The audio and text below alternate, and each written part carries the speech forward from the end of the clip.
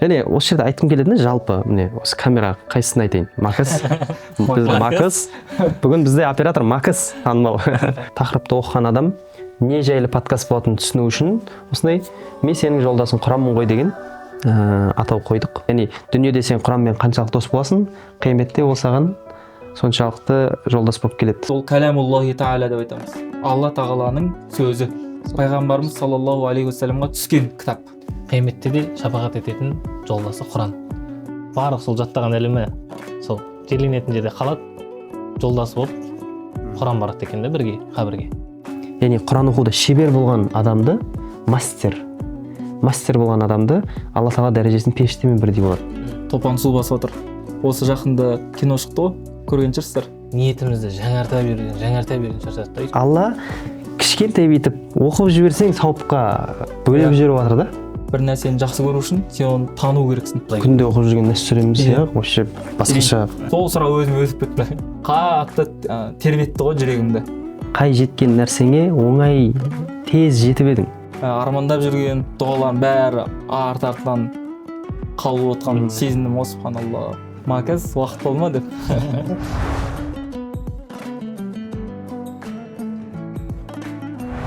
Ассалаумағалейкум, құрметті көрермендер. Біздің каналымызға қош келдіңіздер. Біз осындай жоба бастап жатырмыз. Жобамыздың атауы Имани Вайб деп таңдадық. Олай атауымыздың себебі қазір қазақта имандасайық деген сөз бар. Иманымызды арттырайық, тақуалыққа бір-бірімізді шақырайық, жақсылыққа үндейік, жамандықтан бірімізді қайтарайық деген мақсатта иман сөзін қолдандық. Және Вайб деген тіркесті де қостық. Себебі Вайб қазір жастардың қолданысында өте кең тараған. Атмосфера, аура деп жатамыз. Сондай мағынаны білдіреді. Сол бір имани, рухани аураны, атмосфераны қалыптастыру мақсатында осындай жастардың басын бір аудиторияға жинау мақсатында осындай Имани Вайб деген жоба бастап жатырмыз. Алғашқы подкастымызды осы қонақ ретінде Ықылас қариді, Қазақстанға белгілі танымал қари досымыз Ықылас Сали қариді шақырып отырмыз. Және жүргізуші, модератор мен досым, бауырым, Нұр-Мараг университетінің магистранты, түлегі, Мысырда тіл орталықтарының түлегі, үлкен ғалымдардың алдында отырып сабақ алған бауырымыз, Қайрат бауырымыз менімен бірге жүргізетін болады. Қош келдіңіздер подкастымызға, Қареке. Алихан ұстазымыз, Нұр-Марагтың түлегі, магистранты, қари, хафиз ұстазымыз. Бірге жүргіземіз, иншалла. Имани Вайб подкаст каналын. Осы тақырып таңдауға келгенде қызық болды ғой. Өздеріңіз білесіздер. Тақырып таңдаған кезінде тақырыптың атауын қоя алмай біраз қиналдық. Бір банальный тақырып қойын десе адамдардың қызығушылығы болмайды деген сияқты.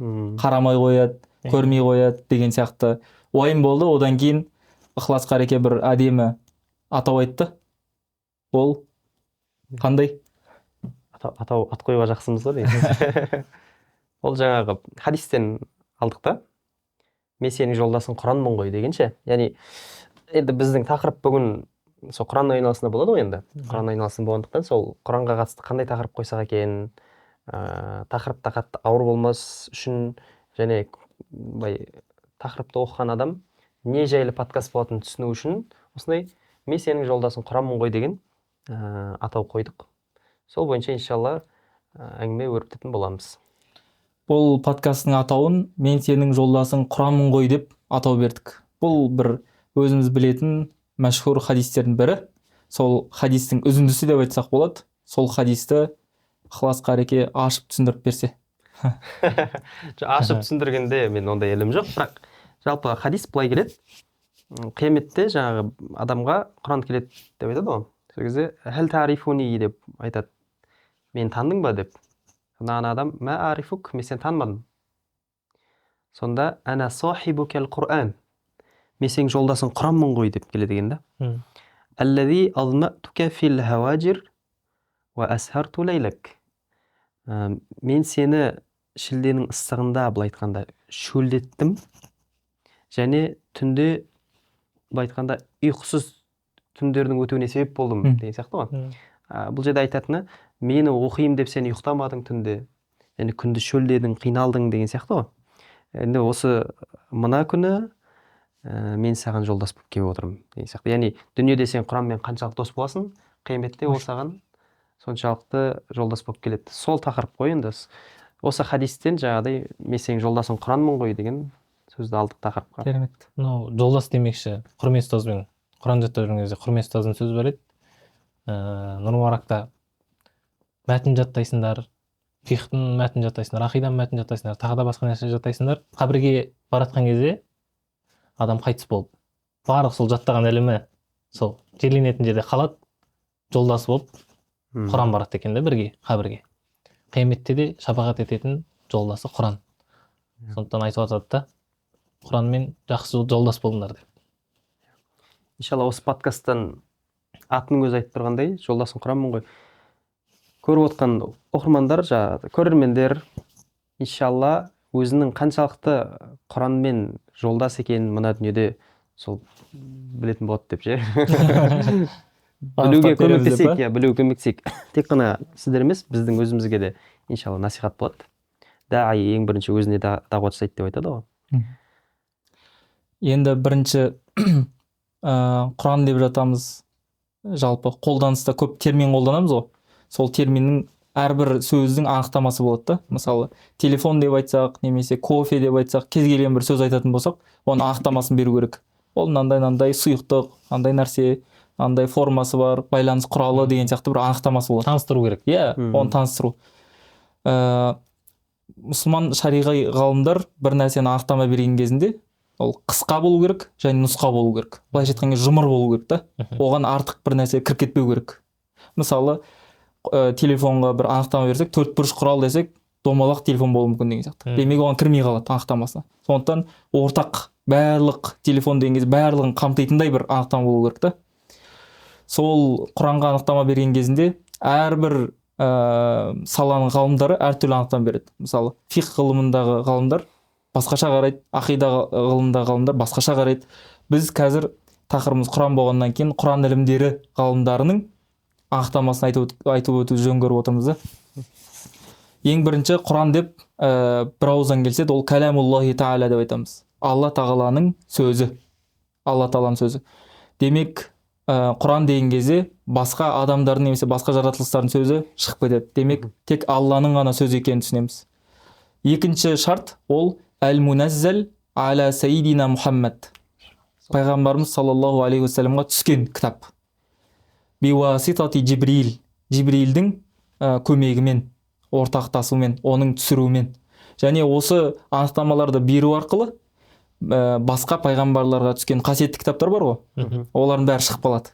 Өйткені мысалы Таурат бар, Забур бар, Інжіл бар, басқа қасиетті кітаптар бар. Бірақ Құран ол пайғамбарымызға түскен. Демек, басқа қасиетті кітаптардың бәрі шығып кетеді. Одан кейін әл-манқул бит-тауатур деген нәрсе бар да. Ол мутаватир жолмен жеткен. Мутаватир жолмен жеткен. Бұл бағанағы ережеде басқа шәз қырағаттар деп айтамыз ғой. Үкім жойылған. Иә, үкімі жойылған немесе әлсіз қырағаттар. Бізге жетуі сенімді емес қырағаттар бар. Солар шығып қалады. Нақты мутаватир қырағаттар қалады. Одан кейін әл-мактуб фил масахиф, мұсхафтарда жазылған. Осындай анықтама беріледі. Сол кезде бір Құран деген не нәрсе деген кезде осы анықтаманы айту керек. Сол кезде Құран болды. Және осының ішінде ол араб тілінде жазылуы немесе араб тілінде оқылуы деген де шарт бар. Бізде көбінесе сұрақ болады ғой. Қазақшасын оқысам сауап бола ма, немесе Құран бола ма, Құран болмай ма, хатым бола ма, хатым болмай ма деген сияқты. Осы анықтамаға сәйкес ол Құран болмайды негізінде. Өйткені ол түпнұсқаға сай емес. Ол оның аудармасы болады, тәпсірі болады, түсіндірмесі болады, бірақ Құранның өзі бола алмайды. Андай сұрап жатады ғой, мысалы хадисте келеді ғой, әр әріпке 10 сауап дейді Құранның. Бұл демек қазақша Құран былай оқыған үшін сауап алады, бірақ әр әріпке 10 сауап дейтін жарамайды. Иә, оның ізденгені үшін сауап болады, бірақ бағанағы хадиске кірмейді. Өйткені ол хадис тек арабша нұсқасын айтылған. Өйткені соған біз Құран деп айта аламыз. Оригинал Құран арабша соған. Арабша соған ғана айтылады. Кейбір адамдардың арасында Құранды қазақша сөздермен оқу керек деп түсінеді. Иә. Бірақ олай емес қой. Құран араб тіліне түсірді, араб тілінде оқылу Иә, керек. иә, Ол да. Аллах тағаланың шариғаттарынан да, шариғаттарынан. Неде айтпаймын ба? Инна анзалнаху Qur'аnan арабиян. Иә, Расында біз Құранды арабша түсірдік. арабша түсірдік. Одан кейін осы жаңағы қағидалардың ішінде біреуін ұмытып кеттік. Ол әл-мутааббад битилауатихи деген нәрсе бар. Оны оқумен ғибадат болатын деген. Демек, жаңағы қазақша аудармалары ол ғибадат болып саналмайды. Өз алдына бөлек сауап болуы мүмкін, бірақ бағанағы айтқан 10 сауап дегендер хадистердің бәрі осы тек арабша нұсқасында Құранға ғана айтылады да. Және осы анықтамадан жаңа құдси хадистер шығып кетеді. Біз білетін пайғамбарымыз саллаллаху алейхи вассалам құдси хадистері бар. Оның былайша айтқан кезде мағынасы Алладан, бірақ сөзі пайғамбарымыз саллаллаху алейхи вассалам сөзімен жеткізіледі. Соны құдси хадис деп айтамыз. Бұдан не түсінеміз? Демек, құдси хадистер Құран болып есептелмейді. Ол Алланың сөзі болса да. Себебі ол пайғамбарымыз саллаллаху алейхи вассалам сөзімен жеткізіліп тұр. Бірақ мағынасы Алладан. Сол сияқты анау Құранның аудармасы. Ол кейбір адамдар ойлайды да оны Құранның аудармасы ол Құран деп ше. Бірақ ол Құранның аудармасы да ол. Оригиналы ол арабша болу керек. Арабша. Оригиналы. Өйткені қазақша аударма болғанымен ол арабшадағы мағынасын толықтай жеткізе бере алмауы мүмкін да. Мысалы үшін қазақ тіліндегі Абай атамыздың сөздерін басқа тілге аударғанда қазақ тілін түсінгендей түсінбейді да басқа ұлт өкілдері егер қазақ тілін үйренген болатын болса. Сол сияқты. Әрбір тілдің өз ерекшеліктері бар ғой. Сол ерекшеліктеріне сай белгілі бір деңгейде жеткізе алады, бірақ Алла Тағала меңзеген мағынада жеткізе алмайды бәрібір. Бір кезде байқайсың ғой, мысалы біреуге бір сөз айтсаң, сенің бір мағынаңды түсінеді, бірақ өз сөзімен жеткізеді ғой. Тура сондай ғой. Құранды сенің мағынаңды жеткізеді, бірақ дәл сондай қылып жеткізе алмайды да. Тура сондай қылып жеткізе алмайды. Белгілі бір нәзіктіктерді ол түсінбей тұрады бәрібір. Сен не меңзеп жатқаныңды. Мысалы жаңа көп жаңағыдай қарапайым халықтың сұрақ келеді ғой, неге Құранда біз деп айтқан деген сияқты ше. Ол инна аътойнакал каусар, біз саған кәусарды бердік. Болмаса жаңағы айтқан инна анзалнаху Qur'аnan арабия, біз Құранды арабша түсірдік. Не үшін біз? Ол Алла біз деп кімді айтып жатыр деген кезде көп адамдар айтып отыр, періштелерді айтады, ол Алла деген сияқты ше. Бірақ жаңағы ғалымдар ол жерде арабтың түпкі тілінде біз деп жаңағы қуат иесін өзінің жаңағыдай не дейді? Көмектесіп жүрсіңізші. Қалай айтсақ болады? Өзінің бір несін айтпай ма? Ұлықтығын көрсету. Иә, ұлықтығын көрсету үшін. Бұл араб тілінің грамматикасында кездеседі. Қазақшаға аударсаң, біз деп аударылып тұрғанымен, ол 2, 3, 4 адамды меңзеп тұрған жоқ. Бұл жерде ана адамның өзінің бір несін. Иә, проблема көп. Мысалы, қазақ тілінде анау қалай айтады оны? Орысша қалай айтатын еді? Қазақша айтсаңшы. Мужской род, женский род, сосын средний род. Средний род. Мысалы, қазақшада средний род жоқ. Мысалы, Құранда Алла Тағала мынандай жер хуалла деп келеді. Хуа деген ертегінде қолданып тұр. Бірақ оны қазір ол деп аударамыз да. Ал неге? Орыстар аударған кезде он деп аудару деген сияқты. Бірақ ол жерде оның бір жынысын айту мақсат емес та деген сияқты ғой. Тіл ерекшеліктер уже кәдімгідей рөл ойнайды да, қазақша мен орысша аударғанда деген сияқты. Бағана хадистің бір бөлігін айттық. Ол Құран қияметте адамға шапағатшы болатынын айттық. Және оның досы болып оны іздейтіндігін айттық қиын сәтте. Ол қияметте бізді құтқару үшін немесе досым деп келу үшін қандай амалдар жасау керек бұл дүниеде? Енді мысалы ше, қиындықта сен жаңағыдай іздейтін досың, ол шынымен нағыз досың ғой өмірде ше. Ол үнемі мен мынандай достарымызбен отырған кезде көбіне біз қуанышта жиналамыз да, қайғыда көп жиналмаймыз достарымызбен ше. Яғни тойда, туған күнде, тағы бір жиындарда, қуанышта біз жинала қаламыз да. Сосын мынандай тілектер айтамыз ғой. Досым жаңағыдай қасыңдамыз, біргеміз, осы достығымыз бүйтсін, сөйтсін деген сияқты. Бірақ ең жақсы тілек, ең жақсы дос айтқым келетіні. Тек қуанышымда ғана емес, осындай бір сынақ түскен кезде қасынан табылса, нағыз дос сол негізі. Ал егер тек қуанышында ғана жиналып, бірақ қайғыңда қасынан табылмаса, ол қандай дос? Ол қандай дос болады ше? Дос дегеннің анықтамасына қатты кірмейді ғой. Сол сияқты сен қияметте саған ол Құран шапағат етіп келу үшін мына дүниеде дос болуың керек емес па Құранмен? Иә. Жаңағыдай қияметте мен сенің досың, жолдасың Құранмын ғой деген сияқты айту үшін сен мына дүниеде жолдас болу керек емессің ба? Жаңа өзі айтып тұр ғой, сен күндіз шөлдеттім, түнде ұйқыңнан айырдың деген сияқты ше. Енді түнде ұйқыңнан айырып оқымаса да әйтеуір, яғни сен қаншалықты осы дүниеде Құранмен доссың, қаншалықты Құранды оқисың, соншалықты қияметте саған шапағат етеді ғой негізі Құран ше. Сіз бағана айттыңыз ғой. Бір шариғаттан андай қағида бар да, әл жазау мин джинсил амал деп аталады. Былайша айтқан кезде адамның сыйы, марапаты немесе жазасы ол адамның істеген іс-әрекетіне сай болады. Адам бұл дүниеде қандай бір іс-әрекет жасаса, тура сондай үлгіде болады қияметтегі сыйы да немесе жазасы да деген сияқты. Сол бағанағы Қарекенің айтып отқаны, Құран адамды іздейді ғой қияметте. Не үшін іздейді? Өйткені ол адам бұл дүниеде Құранды іздеген, қиын сәттерінде Құранға жүгінген, Құран оқыған, ұйқысыз түндер өткізген немесе біраз уақытын арнап Құранға арнаған деген сияқты. Тура сол сияқты бірнеше мысалдар келтіруге болады бұл қағидаға байланысты. Өзіме қатты қызық болған мысал ол мынау. Рияға байланысты. Шариғатта білесіздер, рия деген көз бояушылық деп отырса болады. Көз бояушылық немесе атақ құмарлық деген тыйым салынған іс-әрекеттер бар да. Рия деп анықтамасын айтып кетейік. Құлшылық болып істелетін, Алла разылығы үшін істелетін ғибадаттарды адамдар үшін немесе адамдар көрсін, естісін деген мақсатпен жасау. Осыны рия деп атаймыз. Демек, қандай іс-әрекетте басқа біреудің назарын аулау немесе адамдардың көзінше абыройды көтеру деген сияқты мақсат болатын болса адамда, онда ол рияға айналып кетеді. Көз бояушылық. Ол ғибадаты көз бояушылыққа айналды. Ол Алла үшін емес, бір адамдар үшін жасап жатқан сияқты болады да.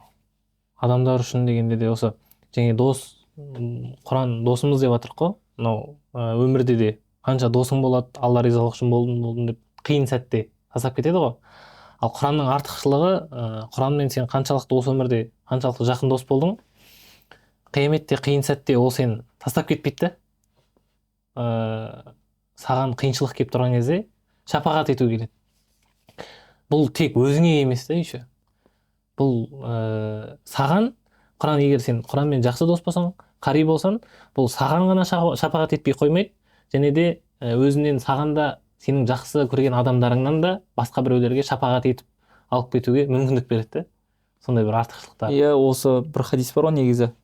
Бағанағы тозақ міндет болған 10 адамға шапағат етеді деген. Тозақ міндет болған. Ол деген үлкен нәрсе ғой негізі. Тозақтан былайша айтқан кезде біреуді жұлып кету деген өзі бағана шапағат деген арабша шафаа деген сөзден шығады ғой. Шафиат бағанағы Фәжр сүресінде келеді ғой. Шафаи уәл уатр деп ше. Жұп және тақ күндермен серт береді. Сол кезде шафиат деген жұп дегенді білдіреді да. Былайша айтқан кезде осы екеуі сияқты. Сен тартып жүреді деген сияқты. Жұп. Сен және ол деген сияқты ғой. Шапағат деген. Құранмен сосын үнемі айналысып жүрген, андай жаттап жүрген болсын, оқып жүрген болсын, бірақ жүрегінде жаттаймын, қари болам деген ниет еткен адамда, сөйтіп ниет етіп өмірден өтіп кететін болса, онда қабірде оны періштелер Құран жаттатып, қияметте қари хафиз болып тіріледі екен. Сондай. Мысалы Құранның артықшылықтары ше, былай енді Құран саласында жүрміз ғой. Биизниллахи тааля, альхамдулилля. Байқайтынымша, кез келген адамнан сұрайсыз да, бәрі Құран жақсы көреді. Бәрі Құран жақсы көреді. Ешкім жек көремін деп айтпайды Құранды. Жақсы көремін деп айтады. Бірақ мен үнемі айтатын нәрсе, сенің Құранды жақсы көруіңнің көрінісі оны оқуың емес па деп ше. Сен Құранды жақсы көруіңнің көрінісі, дәлелі оны оқуың ғой негізі. Сен қанша оқисың Құранды, сонша жақсы көресің. Қанша жаттадың, сонша жақсы көресің деген сияқты Құранды. Мысалы, былай қарасаң, хадистерде өте көп Құранның артықшылықтары туралы айтылған бізге ше. Жаңағы не дейді? Хадисте келеді, «Аллази яқрауул Құр'ана ва хуа махирун бихи ма'ас-сафаратил кирам барара» деп айтады ғой. Кімде-кім Құран оқыса, және ол Құран оқуда шебер болса, яғни мәһир болса, оның дәрежесі жаңағы ардақты екі періштелермен бірдей болады. Жазушы екі періштемен кираман катибин дейді ғой. Яғни Құран оқуда шебер болған адамды, мастер болған адамды Алла Тағала дәрежесін періштемен бірдей болады деп айтып тұр хадисте. «Уаллази яқрауул Құр'ана» тағы біреу Құран оқыса, «ва ятата'атау фихи ва хуаллази шақул лаху ажрун» деп келеді. Ва хуа алейхи шақ лаху ажрун. кімде-кім құран оқыса, бірақ құран оқуда қиналса, жаңағыдай машақатын сезсе, біреу мысалы ежіктеп оқуы мүмкін, бір әріптерді қосып енді үйреніп оқуы мүмкін. Бұл деген сөз үнемі ежіктеп жүре беру керек деген сөз емес. Басында енді құран үйренген кезде ежіктейді ғой бәрі. Бірден жолдат оқып кетпейсің ғой. Сол кезде алдында шәкірттерге сабақ беріп отқан кезде айтты да, енді біз құранды ежіктеп оқып жатырмыз, қате оқып қоямыз, енді үйреніп жатырмыз, сонда бізге күнә жазыла ма деп ше. Мен айтып жатырмын, сізге 2 сауап жазады деймін да. Хадиске егер сенетін болсақ, сізге 2 сауап жазады. Біреуі сіздің оқығаныңызға, екіншісі қиналғаныңызға. Қараш, тіпті қиналғанның өзіне сауап жазып тұр да. Алла қай салада саған ондай нәрсе бар? Дүнияуи саланы қарайықшы. Мысалы, сіз бір жерге жұмысқа тұрсаңыз, стажерға көбірек төлейміз деп айтпайды ғой еш жерде. Стажер көбіне тегін жұмыс істейді. Мен егер ұмытпасам, сен бір жерге стажер болып жұмысқа тұрған кезде не аз сумаға, не тегін істейсің, дәлелдейсің. 3 күн 4 күн тегін істегеннен кейін барып сен жұмысқа алады, сол жерде сен тексереді, оған дейін сен тегін істейсің жұмысты. Алла тағала мейірім. Алла тағала егер сен шебер болсаң, сенің дәрежең періштелермен бірдей, ал сен қиналып оқитын болсаң, енді оқып бастап жатқан болсаң, саған 2 сауап деп тұр да. Мынау бір артықшылығы, қараңызшы, бір артықшылығы. Одан кейін من قرأ حرفا من كتاب الله فله حسنة. Кімде-кім Алланың кітабынан бір әріп оқыса, оған бір сауап. والحسنة بعشر أمثالها, ол бір сауапты 10-ға көбейтеміз.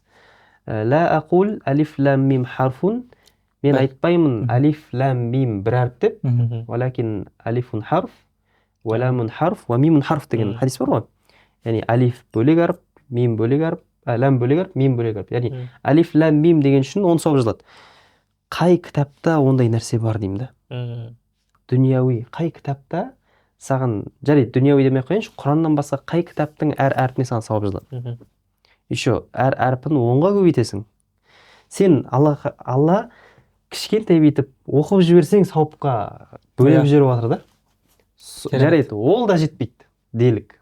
Ол да жетпейді маған. 10 сауап берем десе де аз, дәрежеден періштелермен бірдей болады, жарайды. Ол да жетпей жатса, خيركم من تعلم القرآن وعلم деген хадис бар. Сол хадиске амал етіп жүр екенсіз. Алла сол амал еткендерді етсін баршамызды. Яғни сендердің ең қайырлыларың Құранды өздерің үйреніп, басқаларға үйреткендерің, яғни өзің үйренгенің, және басқаларға үйреткендеріңді айтпай ма? Өзің Құранды үйреніп жүрсең де сен, иншалла, сол ең қайырлылардың қатарына кіресің. Бұл айтқанда, ол да үлкен дәреже ғой? Иә. Ол да үлкен дәреже. Одан бөлек тағы қандай бар? Мысалы, бұл да жетпейді десең, егер сен жаңағыдай Құран оқып, осы дүниеде жолдас болып, Құранды көбірек оқып жүретін болсаң, қияметте жаңа айтып тұр ғой, хадис басында айтқан жаңа, мен сенің жолдас Құранмын деп шапағат етеді да. Кім қаламайды Құранның шапағат еткенін? Кім қаламайды?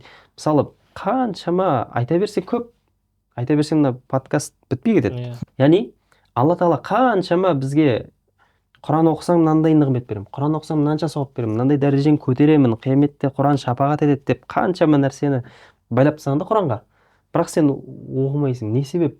Және Құран жақсы көремін деп айтасың да. Қалай ол? Қалай сен Құран жақсы көресің? Сол Құранды жақсы көруінің көрінісі емес па соны оқуың? Иә. Адамдар жалпы намазға түсіп алады. Мен өзімде алғашқы жылдары намазға түскеннен кейін Құранға түсемін деп бір жылдай ой болмаған тіпті. Менде андай ой болған, Құран қиын, әлі харфтары тіліме келмейді деп ше. Бірақ Аллах тағала өзі айтпай ма? Уалақад яссарнал Құр'ана лидзикр фахал мин муддаккир. Аллах тағала Құранда өзі айтпай ма? Уалақад яссарнал Құр'ана лидзикри фахал мин муддаккир деп. Яғни Құранды зікір етулерің үшін жеңілдеттім деп ше. Ол деген Аллах тағаланың өзі айтып тұр да, жеңілдеттім. Демек бұл нәрсе Аллах тағала өз жеңілдетіп тұрған нәрсе, оны ешкім қиын дей алмайды. Иә. Бірақ еске алушылар бар ма деп тұр ғой. Фахал мин муддаккир деп. Иә. Мысалы, жаңа шапағат мәселесінде ше, Құранның алдында сүрелерді оқып қарап отқан кезде байқадым да. Негізі бір жерлерде айтқан едім, осы тағы да осы сіздердің подкасттарында айтайын. Ескерту, тағы да бір еске алу болсын өздерімізге. Жаңа Худ сүресінде Нух алейхиссалам мен ұлы туралы қиссасы келеді ғой. Кеме жасап топан су басады дегенше білесіздер ғой енді. Сол кезде Нух алейхиссаламның бір ұлы кемеге мінбейді. Сол кезде وهي تجري بهم في موج كالجبال ونادى نوح ابنه وكان في معزل يا بني اركب معنا ولا تكن مع الكافرين деп Мгм. айтады. Сонда Нух кемеде тұрған кезде баласының жағада тұрғанын көреді. Сол кезде айтты деп ше баласына: "Я бунай аркан мағана, кемеге мін, ей ұлым, вала такун мa'al кафирин, кәпірлермен болма" деген кезде ұлы: "Қала саави иля джабали ясимуни минал ма", ей әкетайым, мен мына толқын топан судан мына таудың үстіне шығып құтыламын деп айтады ғой. Мгм. Сонда Нух алейхиссалам: "Қала ла асима ал-яума мин амрилла", бүгін Алланың әмірінен ешкім құтылмайды. Мгм. "Илля мин рахим", тек Алла рахым еткендер ғана құтылады деп осылай айтып тұрған кезде وحال بينهم الموج فكان من المغرقين деп келеді. Бір толқын келіп жұлып суға кетеді баласы дейді ғой, баласы кетті. Кейін жаңағыдай су тартылады, Алланың әмірі бітеді. Сол кезде Нух Аллаға жалбарынады дейді ғой. Робби инна бни мин ахли, Раббым, я Раббым, мына ұлым менің отбасымнан еді ғой. Ва инна ва'адакал хақ, расында сенің уәдең хақ, ва анта ахкамул хакимин, сен даналардың данасысың деген сияқты. Сонда Алла: "Қала я Нуху иннаху лейса мин ахлик", ей Нух, бұл ол сенің отбасыңнан емес деп айтады дейді да. Иннаху амалун гайру салих, ол ізгі амал жасағандардан емес еді. Және фала тасални ма лейса лака бихи илм, енді өзің білмейтін нәрсе турасында менен сұрама деп айтады ғой. Мгм. Инни а'идука ан такуна минал жахилин деп, ма? Мен саған жаңағыдай уағыздаймын, надандардан болмауың үшін деп ше. Яғни бұл жерде ұстаздардың айтатыны, Нух пайғамбар болса да, өзінің баласын құтқара алмады да. Нух пайғамбар бола тұра өзінің баласын Алланың азабынан құтқара алмады, Алланың жазасынан. Мына жақта бұл енді әкесі мен ұлы ғой. Әкесі ұлына жәрдем бере алмады. Енді ұлының әкесіне жәрдем бере алмаған оқиғасында Ибрахим алейхиссалам келеді да. Енді әкесі болғанда көкесі Азар. Жаңағы вазкур фил китаби Ибрахим деп аяттарда келеді ғой. Ибрахимнің оқиғасын еске ал. Из қала ли абихи, бір кезде ол әкесіне айтты: "Я абати лима та'буду ма ла ясмау ва ла юбсиру ва ла югни анка шей'a". Мариям сүресінде келеді ғой деймін. Ей әкетайым, сен қалайша не көрмейтін, ма ла ясмау, не естімейтін сені, ва ла юбсиру, не көрмейтін, ва ла югни анка шей'a, саған ешқалай пайда бермейтін нәрсеге қалай сен құлшылық қыласың дейді ғой. Яғни нені айтып тұр ғой, мүсіндерді, бұттарды айтып тұр ғой. Сөйт: "Я абати инни қад джаани минал илми ма лам я'тика", я әкетайым, маған сен білмейтін бір ілім берілді. Фаттаби'ни, маған ер, ахлика сиратан сауия, мен сен бір туп-тура жолға салайын деп. Енді білесіздер ғой оқиғаны. Сонда әкесі жаңағыдай: "Қала арағибун анта ан алихати я Ибрахим", сен біздің пұттарымызға тіл тигізесің ба, ей Ибрахим? "Ла иллам тантахи ла арджуманнак", егер қоймайтын болсаң, біз сені таспен атқылаймыз дейді ғой. "Вахджурни малия", енді көзіме көрінбей кет деп ше. Яғни әкесі, көкесі ғой, енді иман келтірмейді. Айтқанда өзінің баласы пайғамбар Ибрахим алейхиссалам. Инна Ибрахима кана умма деп айтпай ма? Расында Ибрахимнің өзі бір үмбет болды деп. Ұлы пайғамбар болса да, енді көкесі ғой, бірақ жәрдем бермеді да, әкесін құтқара алмады. Солай ғой. Яғни әкең пайғамбар болса да, жақта ұлың пайғамбар болса да, жәрдем бере алмады. Және тахримда келеді ойын болсам, күйеулері пайғамбар болғаннан, "Дарабаллаху масалан лиллазина кафару имраата Нухи ва имраата Лут". Және біз мысал келтірдік, Алла бір мысал келтірді, күйеулері, әйелдері, жұбайлары кәпір болғандардан Нух пен Луттың әйелі деп айтады ғой.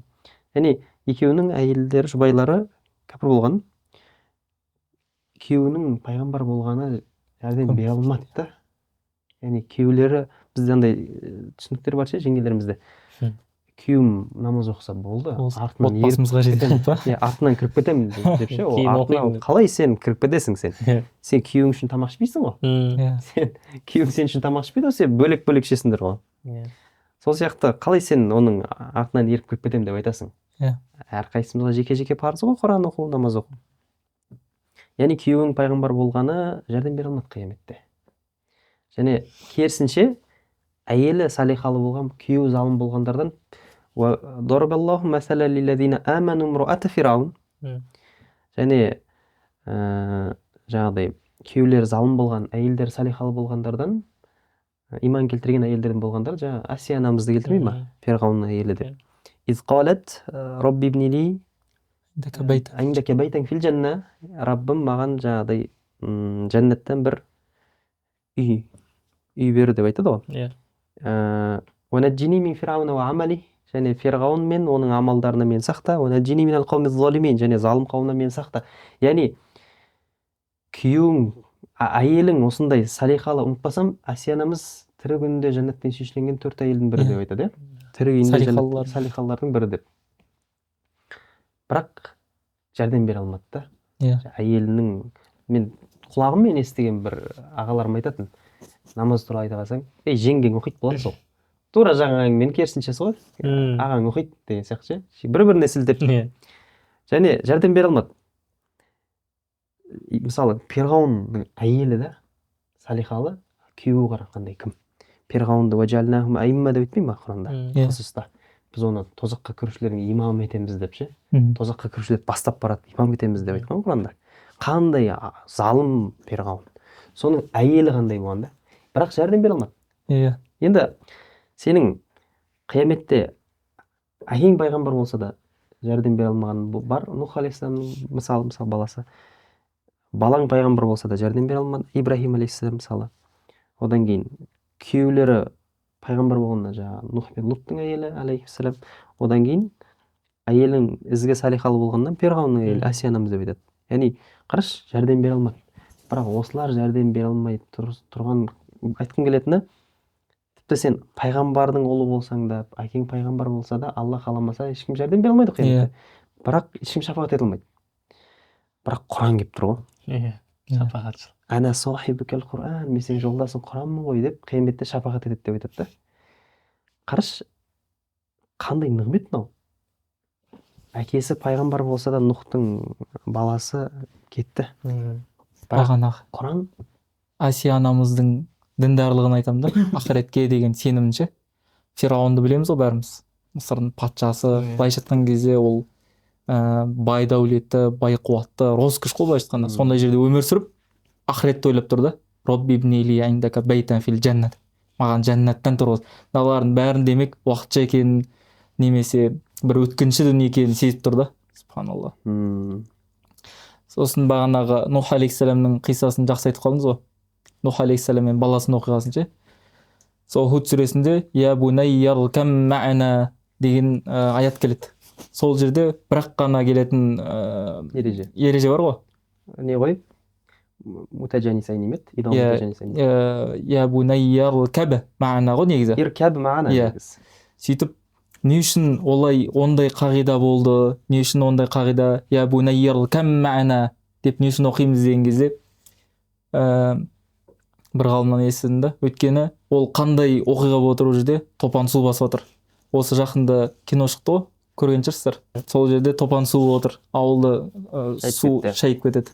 Сол кезде маған бірден сол оқиға есіме түсті да.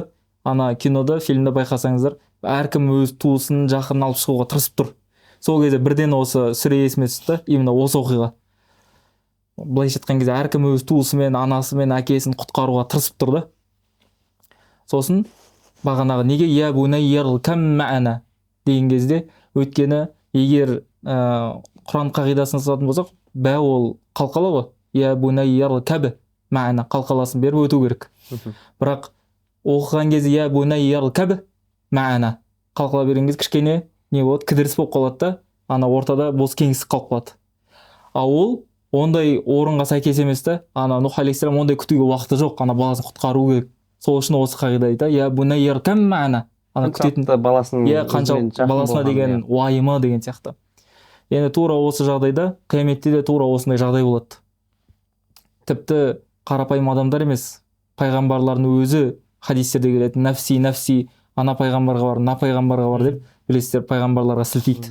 Өзімнің жанымды құтқару керек. Тіпті отбасы, бала шағасы, әке шешесінен бұрын ең бірінші өзін алып шығуға тырысады. Ал осындай жағдайда Құран келген кезде иә. шапағат етуге ол таңғаларлық жағдай негізінде. Сол бағана айтқандай, ол Құран саған ол күні келу үшін сен мына дүниеде онымен дос болу керек қой. Мысалы, мынандай мысал айтамын да, мен осы досқа байланысты ше. Мысалы, сен бір досыңа араласпадың, хабарласпадың, қайғы қуанышында бірге болмадың да. Сосын ертең бір мәселемен барған кезде ол сені не істейді? Бетін қайтарып жібереді. Иә. Немесе саған жәрдем бермеуі мүмкін. Неге? Өйткені сен де оған кезінде олай көмектеспедің, қасынан табылмадың. Біздің адами түсінікте осылай. Иә. Қазір сен жәрдем бергенге ғана жәрдем бересің, араласқанмен ғана араласасың, былай айтқанда. Ал қалған адамдармен тек сырттан ғана. Жақын тартуың үшін бір-біріңе қызметің өту керек қой. Рас қой ол. Иә. Ал енді сен қалай, сен Құранды мына дүниеде ешқандай оқымайсың, үйренбейсің, тек жақсы көремін деген өзіңнің алдап жүрген сөзің бар, өзіңнен басқа ешкім сенбейтін. Және қияметте оның шапағатын күтесің да. Иә. Қалай ол? Жаңа айтады ол автобустың аялдамасында самолет күткен сияқты ғой. Сол үшін Сосын мен ойлап отырмын да қазір, неге адам Құран оқиды деген кезде ең бірінші адамда махаббат болу керек. Бір қызығушылық болу үшін махаббат болу керек, жақсы көру керек та бір нәрсе. Мысалы, сенің не нәрсеге қызығып жүргеніңді білу үшін бағана Каспийдегі магазин немесе интересный бар ғой, ішіндегі сенің қызығып жүрген нәрселерді ашса, неге қызығып жүргенін түсінеді да, футбол ма, спорт па, басқа ма, Құран ба, басқа нәрсе ма, уже белгілі болады. Осы кезде Құран жаттау үшін немесе оқу үшін бірінші махаббат керек. Махаббат болған кезде андай ауру деп айтады ғой. Бір нәрсемен ауырады ғой, мысалы біреу бір командаға фанат болған кезде, бір нәрсемен ауырған кезде тек фанатить етіп кетеді соны. Тура сондай ауру керек деп ойлаймын. Құранмен ауру ең керемет ауру шығар деп. Иә. Жаңағы андай бір сөз бар еді ғой. Сен маған кімге подписчигін көрсет, мен сен кім екенін көрсетемін. Сол сияқты дұрыс. Құран, мысалы мындай сұрақ келеді. Енді Құран жарайды, маған шапағат еткенін қалаймын қияметте деп айту мүмкін. Мысалы осы әңгімеден кейін түсіндім, жарайды. Мен қияметте Құранның маған шапағат еткенін қалаймын деп шештім. Енді ол үшін не істеуім керек деген сұраққа жауап беріп берейік та. Ол үшін жақсы айтқандай, Құранға махаббат қоюың керексің, жақсы көру керексің. Сен жақсы көрмесең қайтып оқисың? Сен жақсы көрген кітабыңды ғана оқисың ғой. Ұнатпаған кітабың бетін ашпайсың ғой сен, мысалы да. Жақсы көрген адаммен кездескің келіп, іздеп, уақыт тауып ол үшін. Уақытың болмаса да кездескің келіп. Жақсы көрмеген кітабыңды оқымайтының сияқты, сен негізі осы жерден де не үшін мен Құран оқымаймын деген сұрақтың жауабы шығып тұрған сияқты. Негізі не үшін мен Құран оқымаймын деген сұрақтың, немесе не үшін сен әлі Құран оқымай жүрсің деген сұрақтың жауабы шығып тұр ғой. Махаббат жоқ. Ол сен өзің айта беруің мүмкін, жақсы көремін деп. Бірақ жаңа Абай атамыз айтады ғой, Алла деген сөз жеңіл, Аллаға ауыз қол емес деп. Алла дей беру оңай, бірақ Аллаға ауыз қол емес, яғни ісіңмен дәлелдеу керексің, сөзбен емес деп ше. Ынталы жүрек шын көңіл өзгеге хаққа жол емес деп айтады да. Яғни Абай атамыз айтып тұрғандай, Алла деген сөз жеңіл. Айта бересің сен, Алла деп, Құран жақсы көремін деп айта бересің, бірақ дәлел қайда? Амал қайда, іс қайда? Қайда сенің көрініп тұру керек қой. Мысалы, футболды жақсы көретінін, бір адамның футболды жақсы көретінін көрініп тұрады ғой өзінен. Аузынан футболисттер түспейді, жақын арадағы матчтардың бәрінен хабары бар. Киінгені сол, Инстаграмда кіріп қалсаң, әйтеуір бір футболдың бір нәрсесі тұрады. Бірден түсіне қоясың, мынау футбол жақсы көреді. Болмаса мен бір достарым бар, машинаны жақсы көреді. Инстаграмда кіріп қалсаң, сторисына кіріп қалсаң, неше түрлі машиналарды салады ше. Ол айтпайды, мен жақсы көремін машинаны деп. Бірақ сен көресің, Инстаграмнан да көресің, машина жақсы көретін ше. Сол сияқты сенің Құранды оқуың, жақсы көруің, ол көрініп-ақ тұрады негізі. Қатты сенің білінбей, көрінбей тұрса, демек сенің махаббатында проблема. Құран жақсы көрген адамда қандай ниет болады? Құран жаттауға деген ниет болады да. Оқуға, Құран жаттауға. Бірақ кейбір жерде байқаймыз, Құран жақсы көремін дейді да, жаттаймын дейді да, бірақ жаттап жүреді де соңына бара алмайды. Мысалы үшін өзімде де болады да. Бара алмай қаласың, тоқтап қалады. Соны ойлайтыным, мынау ниеттен бе деп. Өйткені пайғамбарымыз хадисі бар ғой, әрбір амал ниетке байланысты деп. Сол ниетті тура қойсақ, сол ниетті жаңартып отырсақ, онда қари бола аламыз, Құранды тастамай жолдас бола аламыз. Өйткені сахабалардың өздері пайғамбарымызға келіп, я Расулулла, біз Алла үшін жалпы соғыстан шаршамадық дейді да. Соғысып шаршамадық. Біз не үшін шаршадық? Ниетімізді жаңарта беруден шаршадық та. Өйткені ол кісілер сахабалар пайғамбарымыздың жұлдыздары ғой. Алла үшін ғана соғысады. Алла үшін соғысқан алайды да. Сол үшін ниетті жаңарту нәрсені айтып отыр да. Ол жерде ниет ең бастысы деген келген ғой. Өйткені ниетің түзу болса, Құранға хафиз болуға, қари болуға сені жетелеп апаратын ниет. Просто осы жерде ниетті жаңартып отырудың маңыздылығын айтқым келіп тұр да. Сосын ол жақсы көру үшін, махаббат болу үшін ол туралы көп оқу, көп зерттену. Өйткені бір нәрсені жақсы көру үшін сен оны тану керексің. Мысалы мен бір өнімді жақсы көру үшін мен оны танысу керекпін да, дәмін көру керекпін, сезіп көру керекпін, иіскеп көру керекпін, ұстап көру керекпін деген сияқты, ұнату үшін. Тура сол сияқты сіз Құранға махаббат ашылу үшін бірінші ұстап көру керек, иіскеп көру керек, шаңын тазалап тұру, оқып көру керек, тыңдап көру керек, барлығын жасап көру керек та. Сол кезде Алла Тағала бағана жүрегіңді ашып Құранға деген махаббатты оятуы мүмкін да. Осы өзім Құран жаттауға марокколық үлкен ғалым бар, Саад әл-Камали деген. Сол кісінің уағызы өзіме қатты өтіп кетті. Жүрегімді елжіретті деп айтсам, жылауға кішкене ғана алдым ғой. Кішкене ғана қалды. Нұр Мүбаракта оқып жүрген кезінде менде Құран жаттау, қари болу, немесе мүлде Құран жаттау деген мақсат мүлде болмаған. Нұр Мүбаракқа түстік, араб тілінде оқыдық, шариғи білімдерді шама жеткенше оқыдық. Бірақ күнделікті жаттап жүрдім. Университетті аяқтадым. Құран жартысын жаттадым, 15 парадай Құран жаттадым. Бірақ толыққанды пысық деп айта алмаймын, бірақ жатталды. Бір жаттап. Иә, бір жатталды. Сосын магистратураға түстік. Магистратураға түскен кезімде сол уағыз тыңдадым. Ол уағыз бүйтіп айтады: Саад әл-Камали, сен мына шейхқа барып жүрсің, мынандай ғалымға барып жүрсің, мынандай кітап оқып жатсың, мынандай хадис жаттап жатсың, мынадан не жазып жатсың, мынандай кітаптардың аттарын атап жатсың. Бірақ Құран ше? Құран қандай деңгейде тұр сенің ілім жолыңда деген сияқты сұрақ қойды да. Сол кезде мен өзімді өте Құраннан алыс адам сияқты сезіндім да. Мен мына кітапты сол кезде шариғи кітаптармен ауырып жүрген кезім еді да. Ананы оқисың, мынаны оқисың, фихтан да оқығың келеді, ақидадан да оқығың келеді. Сосын мен барлығын кішкене деңгейін төмендеттім. Мен Құран жаттамаған болатын болсам, Алланың сөзін жаттамасам, басқалардың сөзі қалай ол деген сияқты. Сосын ол шейх айтты да, егер Құран жаттамаса, оны шәкірт деп есептелмейді деген сияқты. Шәкірт деп есептелмейді. Мына кітапты бітірдім, мынаны жаттадым, мынадан мынандай оқыдым деген сияқтылардың бәрі ол екінші деңгей. Ал Құранмен қарым-қатынасың қандай деген сияқты сұрақ қойды да. Сол сұрақ өзіме өтіп кетті. Қатты тербетті ғой жүрегімді. Мен не істеп жүрмін деген сияқты. Сосын шариғи кітаптардың дозасын азайттым. Жаңа болмайды дедім да. Ол жағына қайталауға кірістім. 15 параны қайталай. Алихан аға 4-ші этажда тұратын, мен де 4-ші этажда тұратынмын. Таң намазға шығып, сосын оқуға шығатын кезде Алихан ағам постоянно ортада, Нұр Мүбарактың общагасының ортасында дивандар болатын. Қолында тәспі, Құран. Күнде солай көретін. Өзісін ойлайтын, Алихан аға бітіріп қалды ғой деп ше. Өйткені күнде көретінмін да, күнде қайталап, барып амандасып кетемін кейде мазаламаймын. Сондай. Жаңа айтып отыр ғой, Құран жаттамаған шәкірт емес, ғалым болмайды деп. Ілімнің жартысы Құран. Өйткені Құранда ақида да бар, фих та бар, муамалат та бар, мирас та бар. Барлық ілім жалпы қандай да бір ілімде дәлел алу керек болатын болса, ең бірінші неден аламыз? Құраннан аламыз да.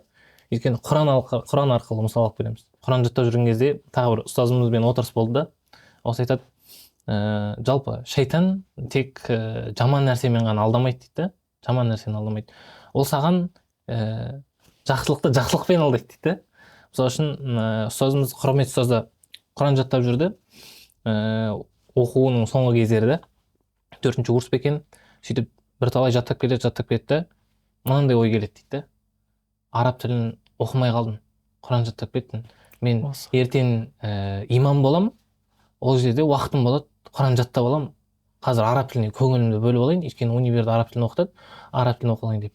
Сөйтіп Құран жаттаудан немен қалған. Соны өкінішін айтып отырмын. ондай кезде екі жақсылық келіп тұр, бірақ бәрібір Құран жаттама, Құранды бірінші қоясың.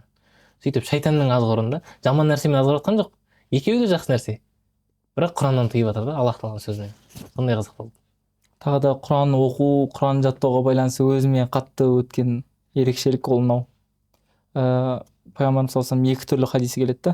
Бір хадисте менен дұға етуден зікірім тыйып қоятын болса, немесе екінші риуаятта Құран тосып қоятын болса, мысалы, дұға етуге уақыт жоқ. Ол тек қана зікір етеді Алла тағала. Немесе дұға етуге уақыт жоқ, ол тек қана Құранмен отыр. Дұға етуге мүлде уақыт жоқ. Құранмен айналысып отыр да. Егер Құранмен айналысып, дұға етуге мүлде тосып қоятын болса, немесе зікір етіп дұға етуден тосып қоятын болса, оған сұраушылардан да жоғарысын берем деген хадис бар да. Сұраушылар дұға сұрап жүр, бірақ одан да қайырлысын берем дейді да. Соны өз өмірімде көрдім ғой практикада. Анау 15 парасын жаттадым, қалған 15 парасын қайталадым, қалған 15 парасын жаттауға кіріскен кезде ол жүйе, таңертең ерте тұрасың, қайталауың керек арт жағын, жаттауың керек деген сияқты. Ол кезде менде графикта мүлде артық сақ болмады, тек қана Құран болды да, таңнан кешке дейін, түнге дейін деп айтса болады. Дұға жасауға уақыт жоқ. Иә, дұға жасауға уақыт жоқ. Нан бітірдім, нан қайталап тастау керек, нан ұйықтап алу керек, нан қайталап тастау керек, нан жаттап тастау керек, сөйтіп жүрдім да. Сол кезде түсіндім ғой, ішімде ойлап жүрген, армандап жүрген дұғалардың бәрі артынан қалып отқанын сезіндім ғой, субханалла. Андай мәселе көп келеді халықтан. Құран оқудың мен ұнатпайтын сұрақ бар, халық тарапынан келетін ұнатпайтын сұрақ бар маған. Құранды қалай тез үйренсем болады?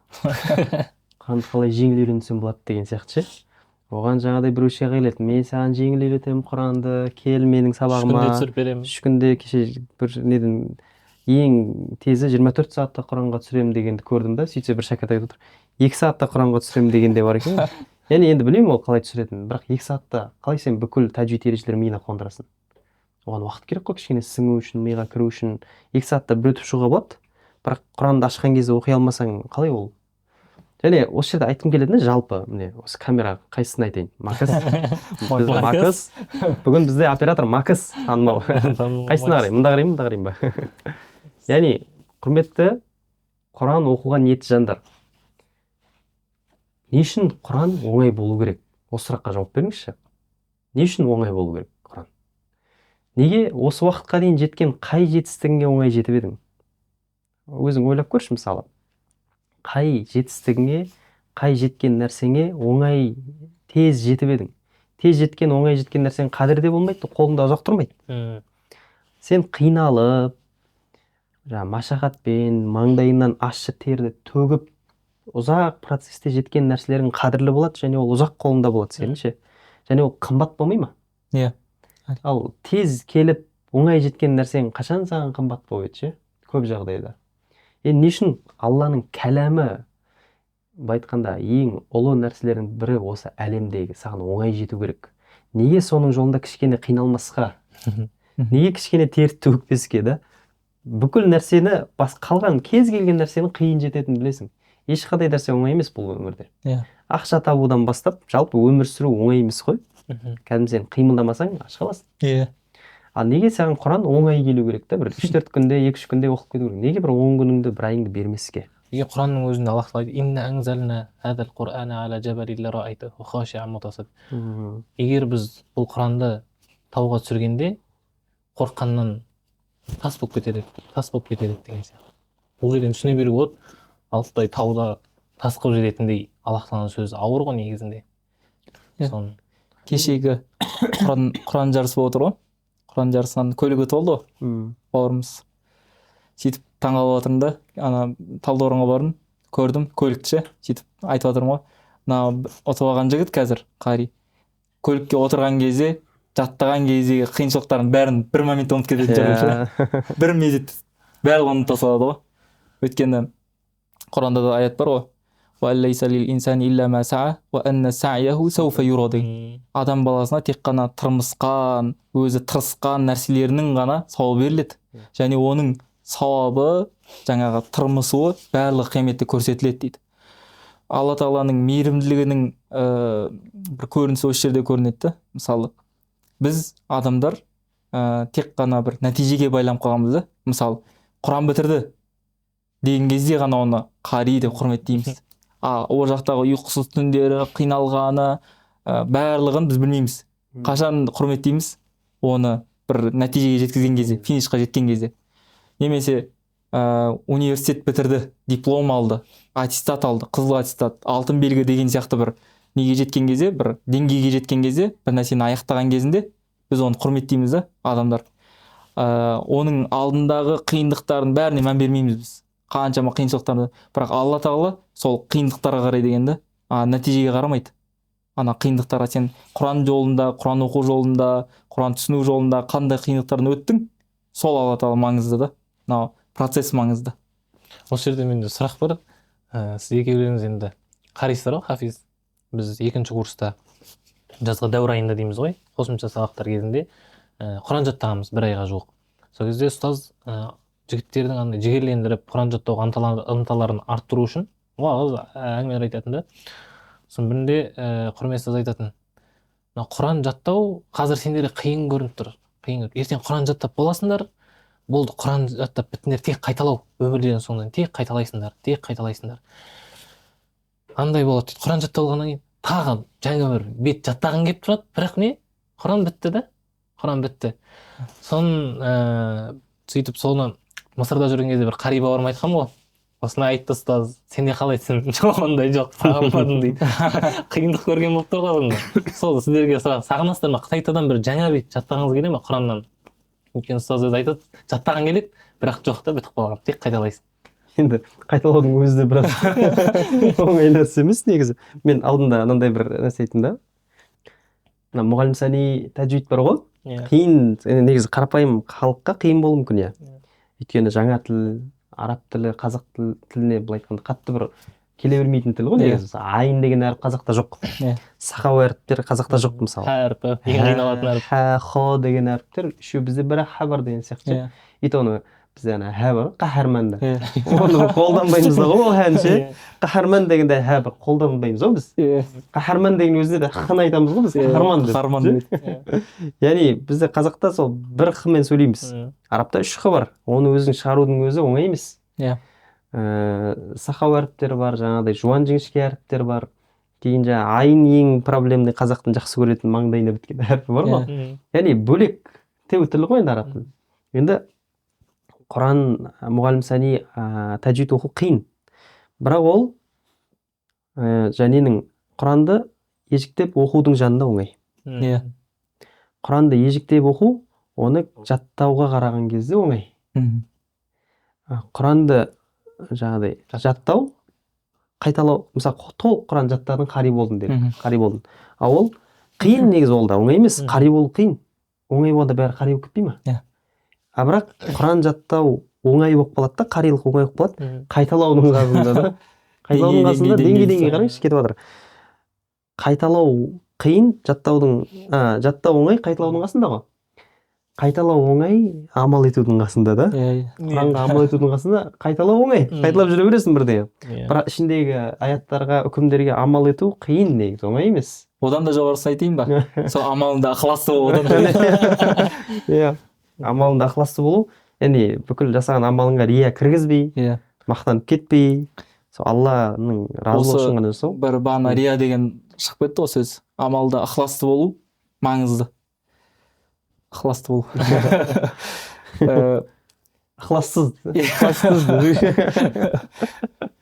Құран оқуда ғибадат қой енді. Демек, ғибадат болғаннан кейін бұл жерде рия араласады уже. Оқыған кезде, жаттаған кезде, оның барлығы рия араласатын. Өйткені ол құлшылық болғаннан кейін ол жерде рия араласады. Ал дүниелік істерде рия жоқ. Өйткені ол дүниелік іс, ол ғибадат емес та. Осы бір осы хадистің шархын деп айтса да болады, бағанағы рияға байланысты. Әрбір жақсылық 10 есеге дейін артады дейді ғой. Бір жақсылық жасайсың, 10 есеге дейін артады. Мәнжа біл хасанати сосын ол 700 есеге дейін артады дейді ғой. Одан Алла мейірімен тағы да артады дейді. Сосын мен ойланып жүретін, неге 700? неге 700, неге 10 деген сияқты. Негізі көп ғалымдар былай жылы жаба салады бүйтіп.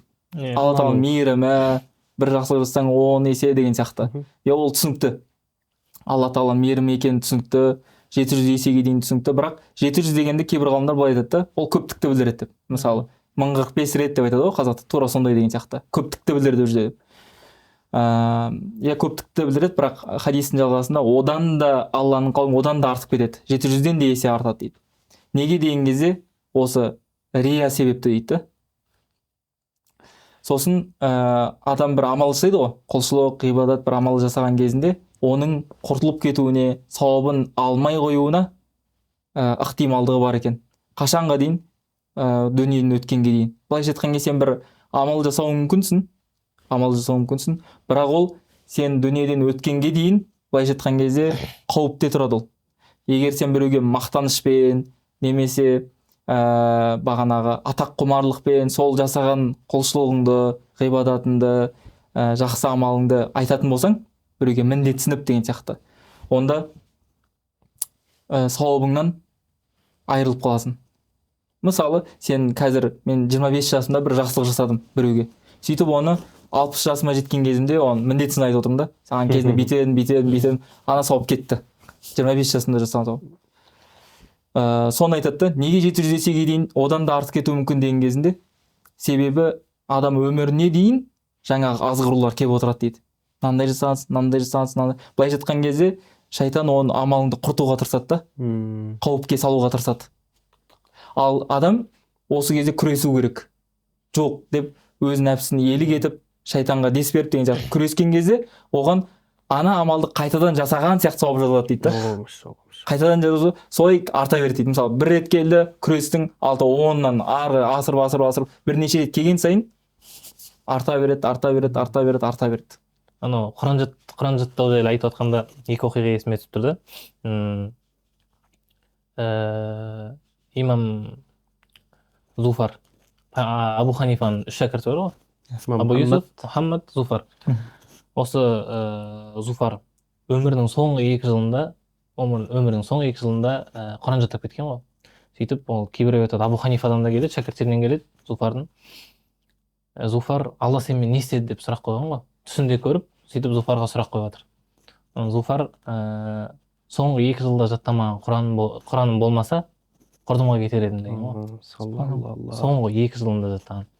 Сосын тағы да есіп қалған, Асым қырағаты 2 риуаятқа бөлінеді ғой. Шуаба, сосын Хафс.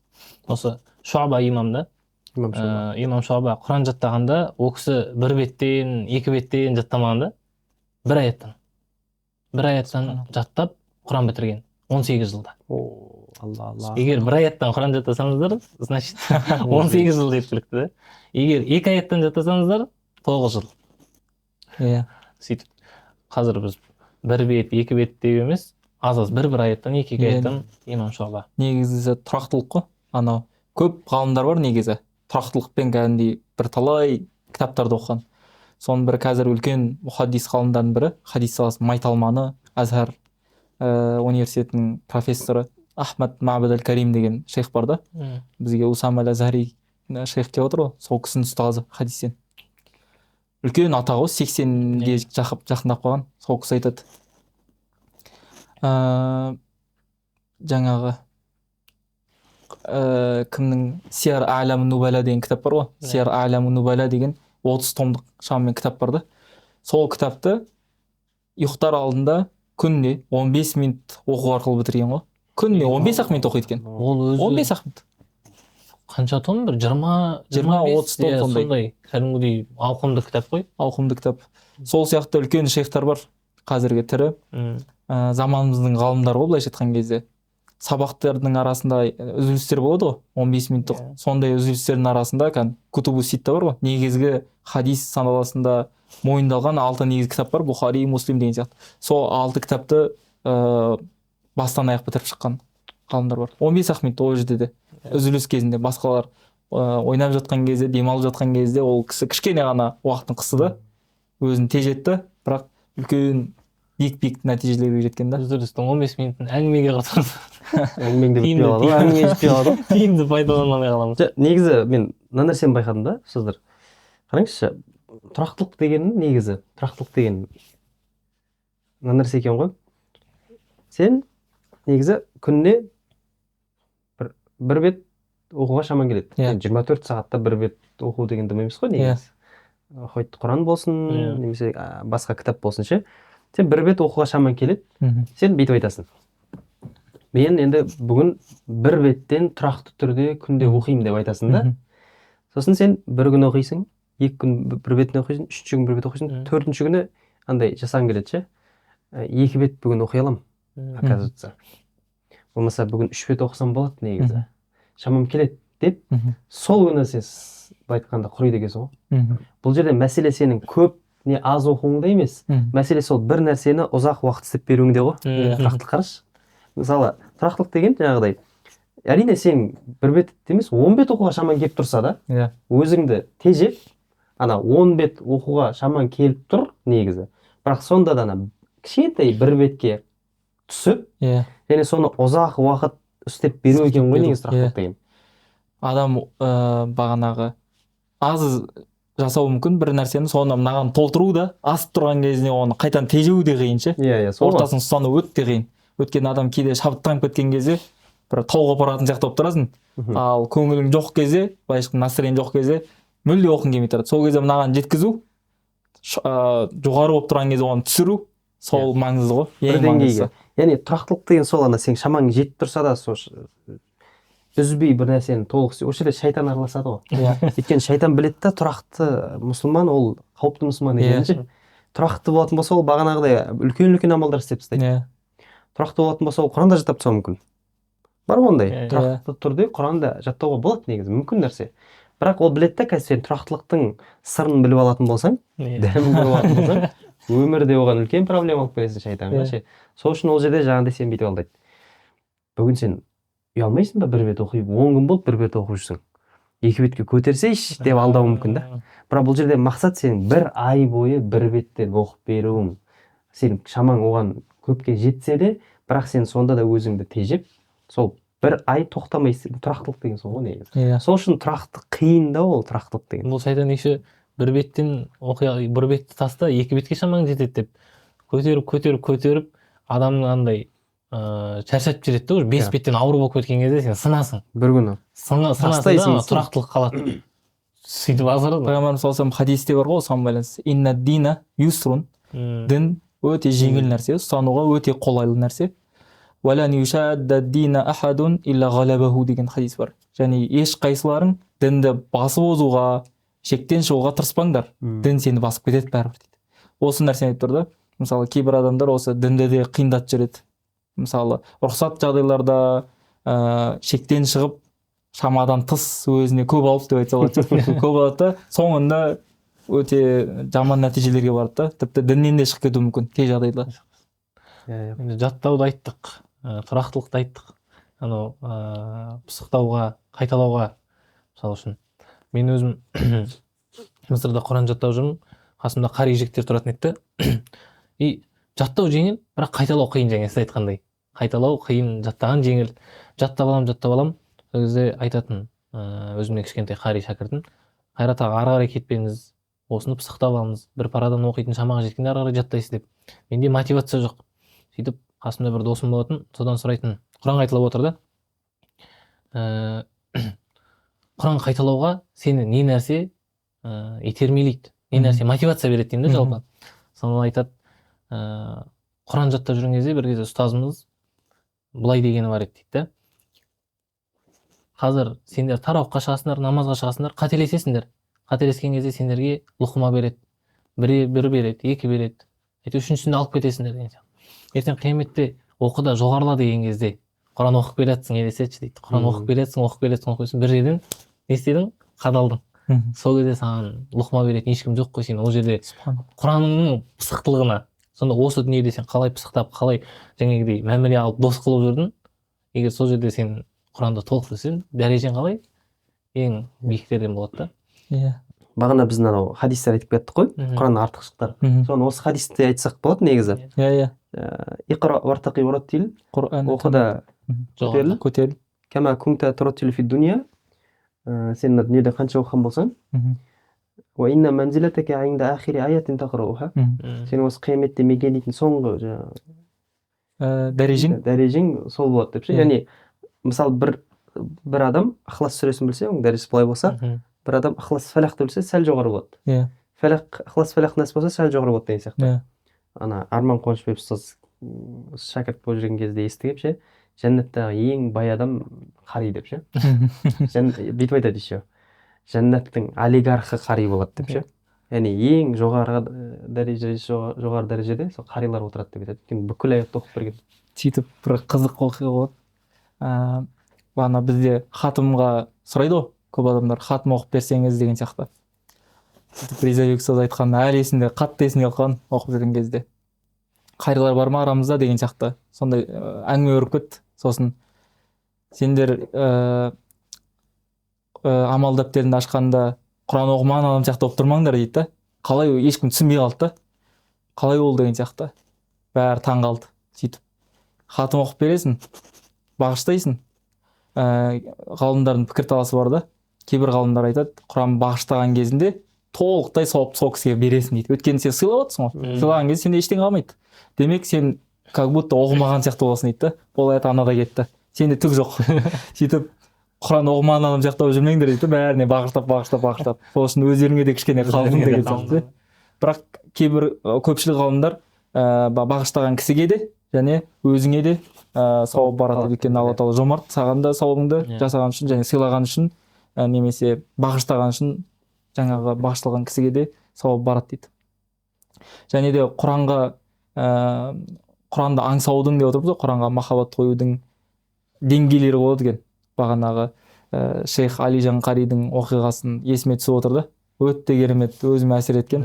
Мысалы, көп жағдайда, мысалы, жәннат деген кезде хорғызар, бағанағы бұлақтар деген сияқты, арақ, шарап деген сияқты нығметтер не істейді ғой, аталады ғой. Бірақ ол кісі айтып отырды, менің жәннаттағы ең аңсайтын нәрсем ол пайғамбарымыздың саллаллаху алейхи вассалам аузынан және Құранның білгір сахабалардың аузынан қалай Құран оқитынын естігім келеді деген. Сол кезде таң қалдым, мен қандай нәрсені мақсат етіп жүрмін, ғалымдар қандай деңгейді ойлап жүр. Былайша ойлау деңгейі ғой. Бүгіннен бастап бізде онда жәннатқа деген қандай мақсаттарымыз бар, соны іздеп алайық.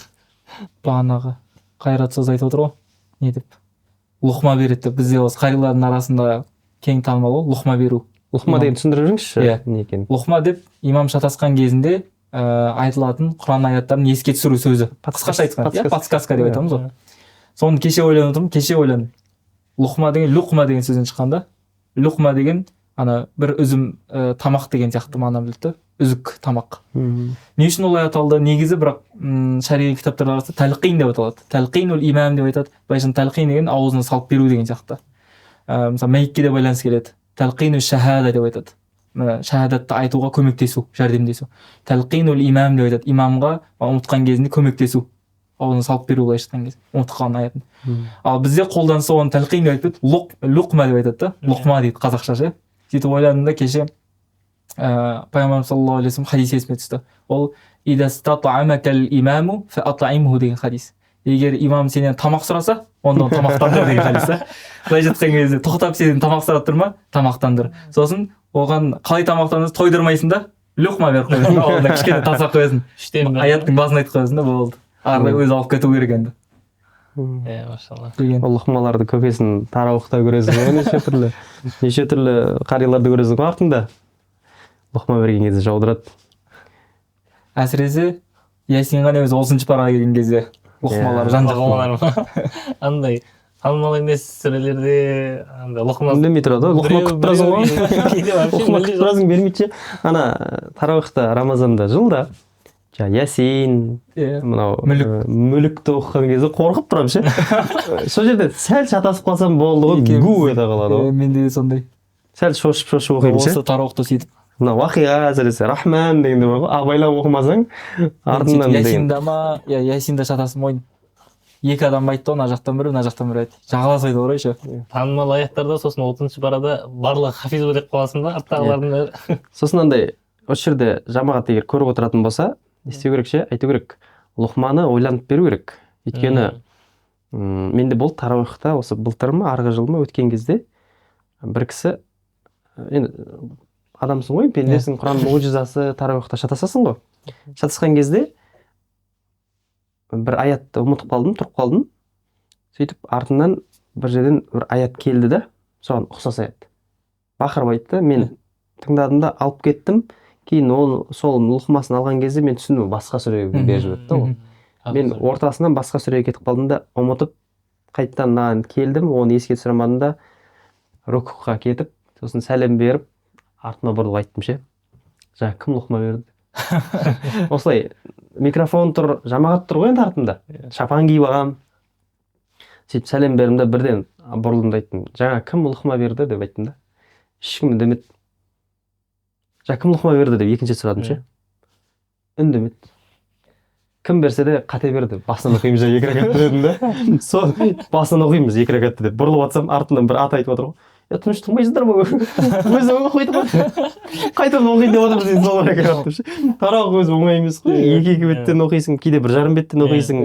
Бір екі рәкаттың өзі 15 минут болып кетеді кейде. Қарин оқығанда білесіз ғой енді. Яғни андай өзі екі рәкаттың өзі тезсіз өтсе екен деп тасбихтың кезінде бір дем алып аласың ше.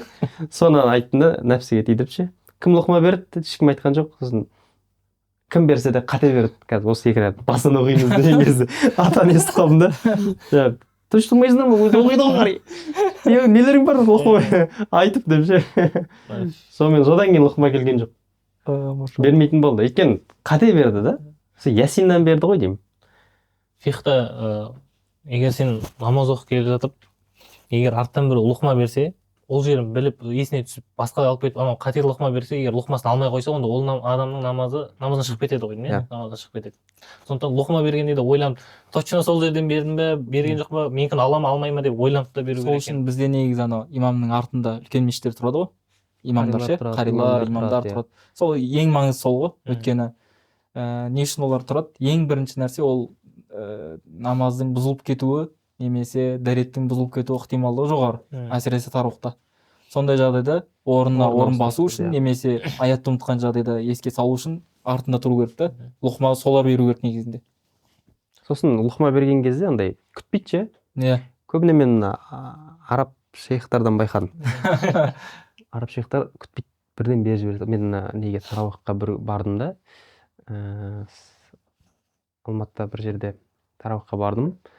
Артымда бір араб доктор үйді, күнде келіп алады. Білмеймін, қаяқтан келіп алатын ана кісінің ше. Ана кісі келсе менде напряжение болады. Өйткені ол кісі андай да, бір кішкене жұтынып алайын деп тұрсаң да беріп жібереді, айтып жібереді. Ұмытып қалдым деп ойлайды да ол. Немесе бүйтіп оқып отырып бір терең дем алып атсаң да ұмытып қалды деп ойлайды да, беріп жібереді лұқманы ше. Сосын андай артта отырып ашуланып береді да. Сезіп тұрасың намазда ашуланып беріп отқанын. Содан сәлем бергенде қарамайсың ғой, арабқа қарамайсың ше. Шыққаннан кейін кішкене ұрсады да. Қайтып келмейсің ба, пысықтап келмейсің ба деп ше. Мен дем алып жатырмын, ұмытқан жоқпын, түсінбейді араб кісілер. Сол сияқты кейде лұқман да солай бір дем алып алдым ба, жаудырып жібереді ше. Лұқман негізі шарты кішкене қари есіне түсіп алғанша күтесің ғой. Есіне түспейді, ау болды деген кезде бересің, егер сенімді болсаң ғана. Бағдағыдай қате беріп жіберетін болсаң, не сенің намазың бұзылады, не имам намаз бұзылады. Осы кезде ұмытудың өзі де бір жағынан нығмет қой негізінде, біз білмейтін. Өйткені біз ойлап жүрген жаман қасиеттер кейде жақсы болып кетуі мүмкін да. Мысалы ұмыту. Егер адам мүлде ұмыту деген қасиет болмайтын болса бойында, онда ол Құранды бір жаттайды да мүлде оқымай қояды, бетін ашпай қояды деген сияқты. Ол Құраннан алыстатады. Сондықтан мысалы бір адам жақының қайтыс болатын болса, қайғырасың. Бір күн қайғырасың, 2 күн қайғырасың, жақының болса 1 ай, 3 айға дейін қайғырасың, бірақ бәрібір бір күн ұмытасың. Дәл сондай күйде жағдайда болмайсың. Бір күн ұмытасың да. Осы кезде ұмытудың өзі сен үшін хайырлы да. Егер ұмыту болмаса, сен өмір бойы қайғының үстінде жүретін едің деген сияқты ғой. Инсан деген сөздің өзі, нәсия деген сөз шығады, ұмытшақ деген. Бірақ кейбір ғалымдар оны нәсия деген сөзден шығады, кейбіреулер бағана әниса унс деген сөзден шығады дейді. Унс деген әдеттену, дағдылану, былай бір-бірімен үйренісу деген сияқты. Өйткені адам бір әдетпен өмір сүреді, дағдымен өмір сүреді деген сияқты. Сол сөзден шыққан дегенде пікір бар деген ғой. Бауыр басып қалу. Енді мынау жаттау жайлы айтып жатырық, қайталау жайлы айтып жатырық та. Бірақ Құранның негізгі мақсаты не нәрседе? Аллах тағала не үшін түсірді? Бұл Құранды тура жолға бастау үшін, және бұл Құранның аяттарына ойланып, ой жүгірту үшін. Мына тәдәббур бар да, тәдәббур деп аталады да, бұл Құранның аяттарына тереңірек үңіліп, ой жүгірту. Сонда Шейх Хатам аль-Асимидің тәдәббурул Құран деген лекциялары бар. Сонда айтады, адамның тәдәббур жасауына кедергі келтіретін мына 4 нәрсе дейді. Оның бірі шубахат, шахауат, одан кейін шубахат дегеніміз күмәндар, шахауат адамның құмарлықтары, одан кейін 3-ші жәһіл, надандық, одан кейін 4-ші кибр, тәкаппарлығы.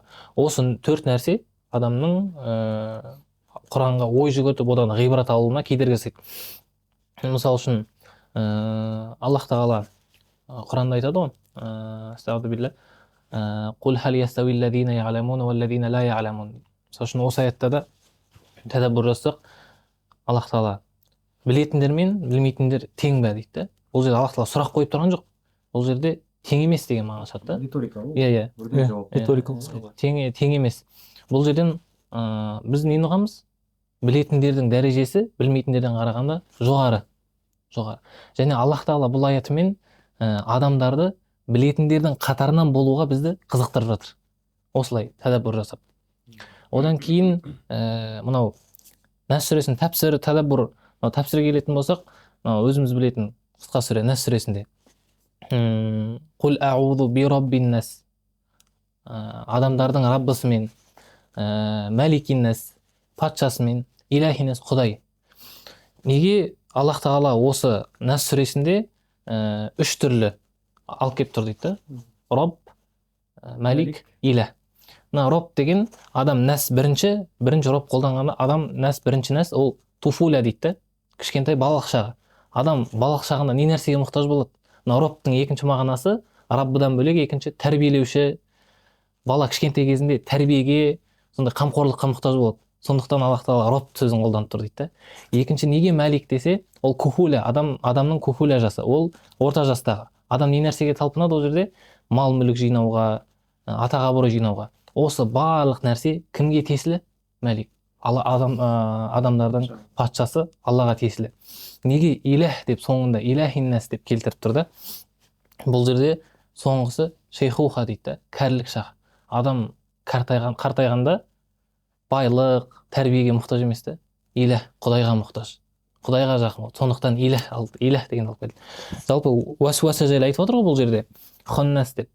Жалпы уасуасадан кімдерге пана тілеуге айтып отыр. Аллах бұл жерде солих адамдарға, жындардан болған, адамдардан болған, жаман адамдардан пана тілеп сұрап отыр. Өйткені бұл жаман адамдарға пана тілеп отқан жоқ. Өйткені жаман адамдар ол өздері ғапіретте жүр да. Оларға ешқандай уасуаса келмейді. Кімдерге келеді? Тура жолда жүрген солих адамдарға уасуаса келеді. Сол үшін осы аят осылай уасуаса осылай. Күнде оқып жүрген Нас сүреміз, вообще басқаша. Осылай тәдәббур, тәпсір үшін ойландырады да. Жаңағы Құранда «Афала ятадаббаруна ал-Құран ам ала кулубин aqfaluha» деп келмей ма? Жаңағыдай, сендер Құранға осы тәдәббур жасамайсыңдар ма, ой жүгіртпейсіңдер ма, немесе сендердің жүректерің құлыптаулы ма деп ше. Қарас, субханалла, бұндай жүрегіміз құлыптаулы екенін байқайсың ше. Субханалла, Алла. Сол жерде «Афала ятадаббаруна ал-Құран ам ала кулубин aqfaluha» деген өзінде Шейх аль-Асими айтады да. Ам ала кулубин, кулуб дегендегі бұл жердегі мағынасы тағы тәдәббурмен шығарып тұрды. Бұл жерде кулуб деген ол оқул дейді, ақылдар негізінде. Ақфал деген жаңа 4 нәрсені айтады. Жаңа 4 нәрсе атап өттім ғой. Осы нәрсе ақылдарға кедергі келтіретін осы нәрсе. Одан кейін тағы Аллах тағала айтып отқан жоқ қой дейді. Бұл жерде ғалымдар ғана тәдәббур жасасын деп. Бұл ғалымдар деп бүкіл адамдарға айтып отқаннан кейін бүкіл адамдардың қолдарынан келеді. Тек ана 4 нәрсені жойсақ болды. Не істей аламыз? Тәдәббур, ой жүгірте аламыз да, Құранға сөйтіп ғибрат аламыз.